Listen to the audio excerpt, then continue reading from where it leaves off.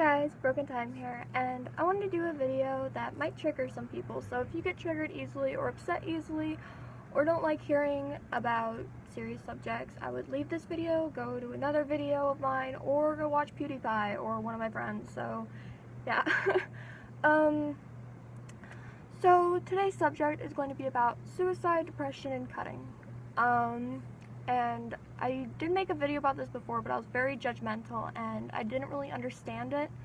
But now, with personal experiences, I get it more now. So I just want to make a new video instead of criticizing people that cut or want to commit suicide or have depression. I wanted to go over the misconceptions and my personal experience. So maybe I could help you guys through it. Number one, misconception about, let's say, depression. Depression is an emotion and it is only sadness. That is false.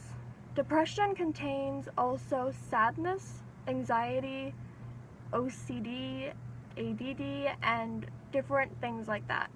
Depression is more of a state of mind instead of an emotion, which some would argue emotion is a state of mind, but emotion can change like that when depression more happens with just continuously feeling a certain way, not being able to get out of it no matter what you do. The second one is that cutting is selfish and so is suicide, and you only do it for attention. Not so much attention as maybe a cry for help if you're cutting yourself. I know when let's go into the personal experience. A few nights ago I did something and I felt like the worst person in the world. I way overreacted about it. Not gonna say what happened because I don't want to sound like a pity white girl dumbass, which I know I am.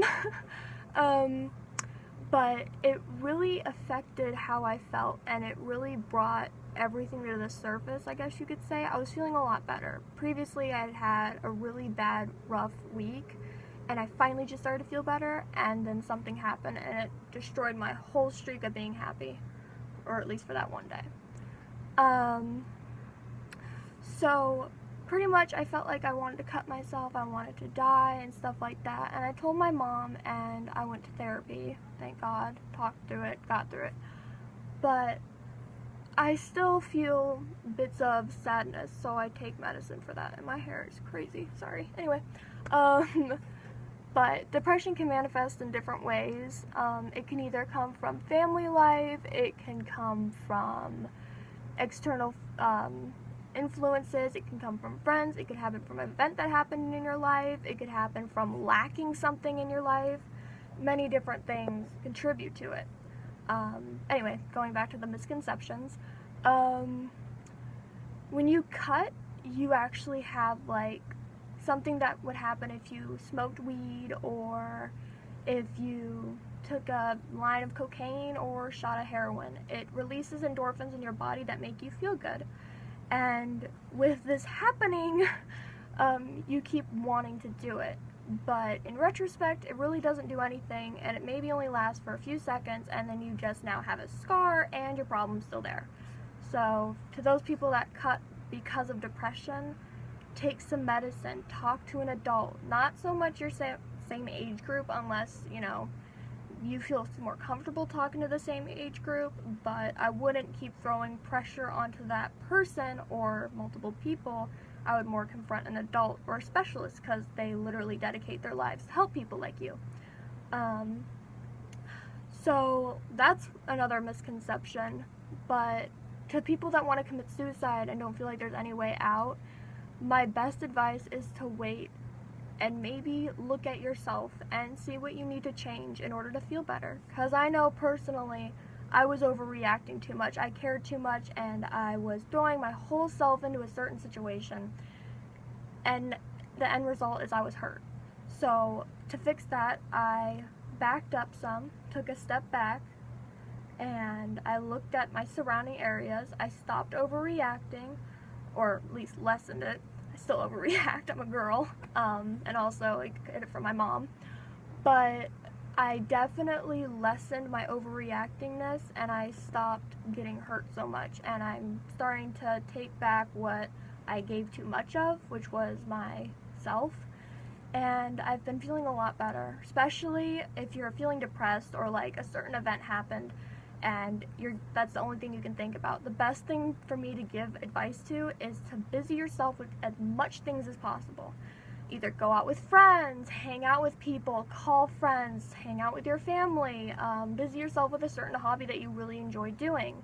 For me, it's drawing and skateboarding, fixing things, stuff like that. So that's what I do to get over my depression, is to just busy myself. And by the time you come back to what you were so upset about, you will be over it. Or at least you won't be as upset and you can handle the situation better. Now, all my life, people kept telling me, quit overreacting, quit getting so upset, quit all of this stuff. And I always ask them, well, how do I stop? The best thing to do is when you are in a situation, let's say you're texting your boyfriend and you guys get into a fight over text. You could just quickly text, hey, I gotta go real quick, I'll be right back. Put your phone down and go downstairs. Get away from your phone. Just wherever you're at, leave it. Just put it down and walk away. And if you have a home phone or another phone you can call a friend from, call them and tell them about the situation. Tell a friend that you know won't judge you or won't affect your relationship with this guy that you already know is like kind of rocky right now. So talk to a trusted friend, talk to your parents, talk to a trusted adult, talk to somebody about that situation. And when you are in a cool mindset, come back to it and resume the conversation. Resume it when you are finally in a calm state of mind. But when you're in a relationship and the guy reacts so badly or the girl reacts so badly in a tough situation when you guys are fighting, thanks dude, but if you guys react so badly in a fight, that really shows their true character. So if they walk out in a bad situation, what if they walk out during something really serious or when you need them the most? It's just something to keep in mind, which are things they can work on and things you can work on as a person. But anyway, getting back to the original subject with suicide, cutting, and depression. From my personal experience with it, I do understand why it would be such a great thing to look at when you're in such a bad place, but my best advice is to wait. View how you act and don't cut yourself, because in retrospect, it does nothing. It just leaves a huge scar on your body. And I used to say that people that wanted to commit suicide and wanted to cut themselves were selfish as fuck, and I didn't really care about them, and they should appreciate what God gave them and what their mom spent 9 months making. And after going through that, I do still agree with those, but that just scared me. What was that? But after going through what these people go through sometimes, I saw for myself that saying that you're selfish, sometimes it's good to be selfish, but not all the time. Like being selfish, taking care of yourself versus taking care of others all the time, that's good sometimes, but suicide is never an option and cutting is never an option either. If you're in depression, talk to someone about it, get some help, take some medicine that will make you happier, like SAMe or something else. I forget what the other thing is, but don't commit suicide, don't cut yourself. I know I'm one person out of all these other people, but I tell you what, there are people in this world that would die to save your life, no matter who you are, no matter where you're from, no matter if you lost your parents, lost your family, lost everybody. There is still someone in this world that cares about your life and would do anything to save you. I know that when I was in that state, I felt like no one cared. And then I snapped out of it because my mom was right there hugging me. My boyfriend was texting me, making sure I was okay. My boyfriend's dad was making sure I was okay. My best friend was making sure I was okay, and especially my 2 sisters. People do care about you, even if you feel like no one does. If your parents pick on you every single day and call you fat or gross or stupid or anything like that, they don't know the true you. They haven't gotten to know the true you if that's all they see is the outside. So I just want to let you guys know that you are loved no matter what anybody tells you. You're not stupid, you're not fat, you're not dumb.